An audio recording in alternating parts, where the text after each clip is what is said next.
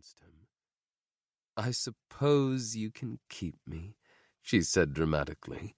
He could practically see her impish grin. His joy swelled. "Oh, you'll never be rid of me," he promised. "How many times must I convince you? You're stuck with me now." Because he loved her. It had been a few weeks since the captain's attack, and neither of them had spoken the words. But with each passing day, Bash's love flourished. His heart was light and warm, and there was no denying what he felt. He thought she mumbled something that sounded like good, but he couldn't be sure. Her breathing had evened out. She'd fallen back asleep. Bash brushed a kiss to the top of her head. Dawn beckoned, as did his work, but he allowed himself to stay in bed, indulging in the woman who'd saved his island and stolen not only his respect, but his heart. Perhaps the day's work could wait a little longer. A flash of silver light flickered across his vision. He blinked, frowning. What the hell? Bash turned to where the light had been the brightest, the sea glass walls beside the door. Another bolt flickered, and he jerked back. The walls, they appeared as if they were vibrating. He rubbed at his eyes, trying to clear his sight, but the glass continued to quiver. Shadows curled about the sides of their suite, flowing through the open windows and the balcony doors. He shot up in bed. "Margrete, do you see?" No one rested beside him. The sheets empty, her warm presence gone.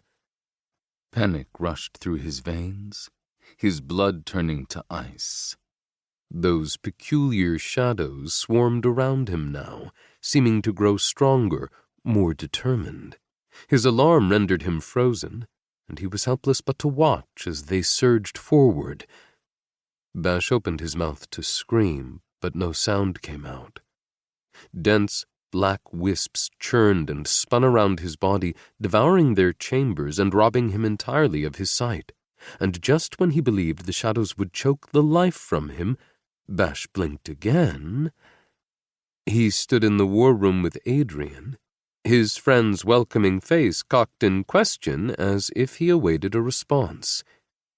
Like grains of sand slipping through his fingertips, Bash lost all memory of his morning with Margrete. Instead, he focused on Adrian and fell into their conversation with ease, speaking about the southern end of the island and the beasts they'd soon hunt.